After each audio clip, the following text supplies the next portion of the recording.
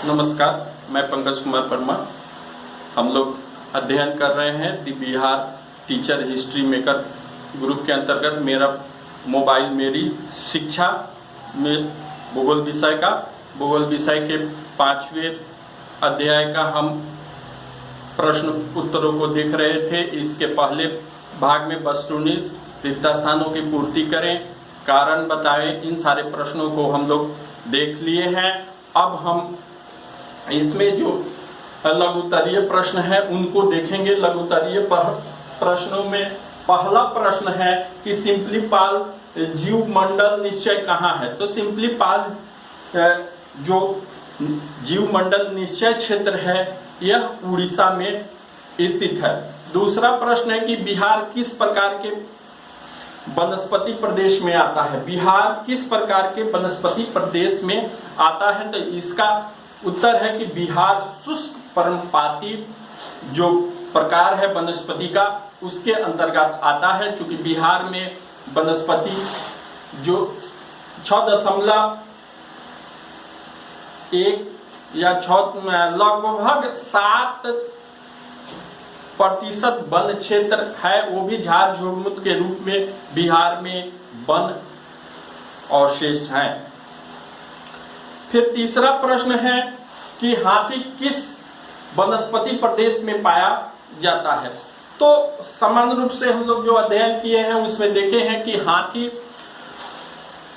उष्णकटिबंधीय सदाबहार वन और उष्णकटिबंधीय पर्णपाती वन दोनों में पाया जाता है। तो ये समान रूप से हम कह सकते हैं कि उष्णार्द्र यह जो जलवायु क्षेत्र है उसमें हाथी वास करता है, हाथी पाया जाता है। फिर आगे है कि भारत में पाए जाने वाले कुछ संकटग्रस्त वनस्पति और प्राणियों के नाम बताएं। तो भारत में पाए जाने वाले संकटग्रस्त जो वनस्पति है उसमें मुख्य रूप से चंदन है,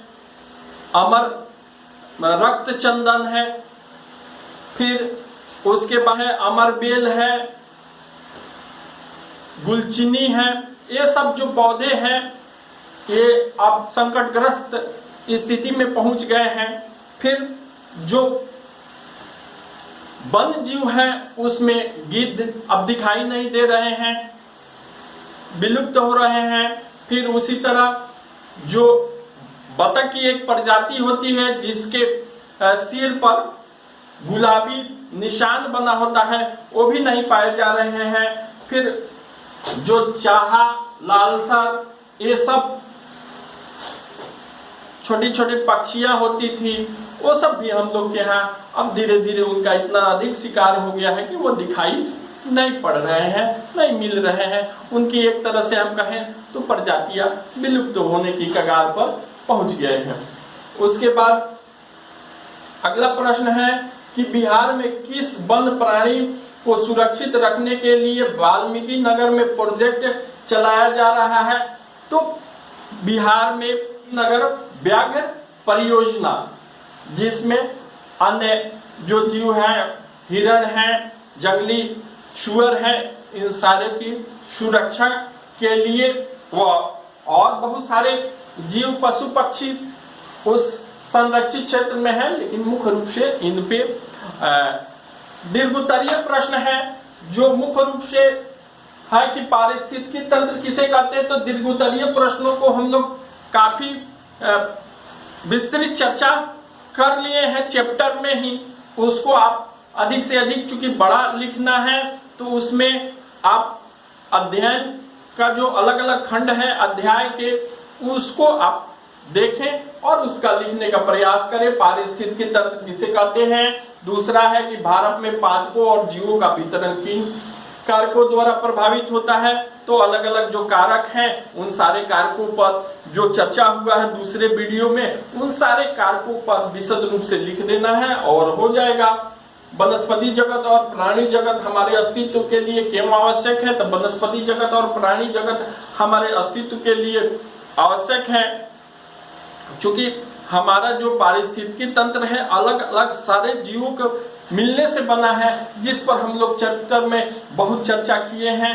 इसको आप देखिएगा, तीसरा चौथा वीडियो, इन दोनों से आपका ये प्रश्न हल हो जाएगा। फिर मानचित्र कौशल है कि भारत में मानचित्र पर निम्नलिखित को प्रदर्शित करें। भारत के वनस्पति प्रदेश और भारत के 14 जीव मंडल निश्चय, ये प्रश्न है। तो इसमें आपको हम लोग तीसरे वीडियो में जो प्राकृतिक वनस्पति और वन प्राणी से संबंधित तीसरा वीडियो है, उसमें हमने भारत की अलग अलग वनस्पतियों वाले क्षेत्रों को स्पष्ट रूप से नक्शे पर दिखाए हैं। उसको आप देख के उसको आप बार बार अपने प्रक्रिया में लाइए, बार बार बनाइए और बार बार उसको दर्शाइए, तो एक दिमाग में फिगर बन जाएगा और इस तरह आप आसानी से मानचित्र पर उसे दर्शा सकते हैं। दूसरा जो है उसका भाग 14 जो जैव निश्चय मंडल के बारे में लिखना है, तो यह हम चौथे इस अध्याय के चौथे वीडियो में 14 जैव निश्चय मंडल को विस्तृत रूप से बता दिया गया है और लिख के भी बोर्ड पे दिखा दिया गया है। तो उसको आप वहां से देख लेंगे और उसको जो दर्शाना है, तो अलग अलग जो क्षेत्र है वो क्षेत्र की भी चर्चा हुई है, उसको दर्शा देना है। इस तरह यह आसानी से आपका हो जाएगा।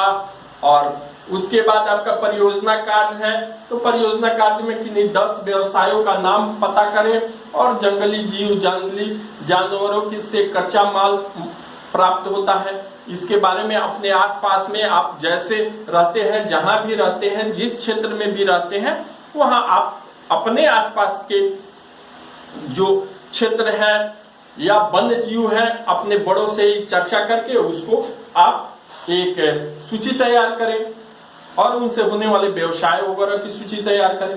परिवार के सदस्यों के जन्मदिन के अवसर पर कम से कम एक पौधा अवश्य लगाएं। ये परियोजना कार्य से हर व्यक्ति को करना चाहिए कि वन संरक्षण के लिए हम अपने जहां रहते हैं वो अपने लिए, अपने भावी पीढ़ी के लिए, ऑक्सीजन को बचाने के लिए, अपने पारिस्थितिकी तंत्र को बचाने के लिए कम से कम एक पौधा लगाना अनिवार्य है। उसके बाद अगला है अपने स्कूल परिसर में औषधीय गुणों से युक्त फल, जामुन, सब्जी, सहजन, फूल है जो देसी गुलाब है, सदाबहार आदि को लगाएं और उसकी देखभाल करें। ये करने वाला है, हर बच्चा को करना चाहिए। फिर चौथा है कि अपने मोहल्ले गांव में भी बड़ों के साथ मिलकर उपयुक्त ऋतु में वृक्ष लगाएं और उसकी देखभाल करें, क्योंकि बड़े बुजुर्ग सब जानते हैं कि किस ऋतु में पेड़ पौधे लगाया जाता है, तो वो लग जाते हैं, पढ़ते हैं, अच्छे होते हैं। ये सब अपने बड़े बुजुर्गों से राय लेके और पेड़ को लगाना चाहिए और उसकी देखभाल भी करनी चाहिए।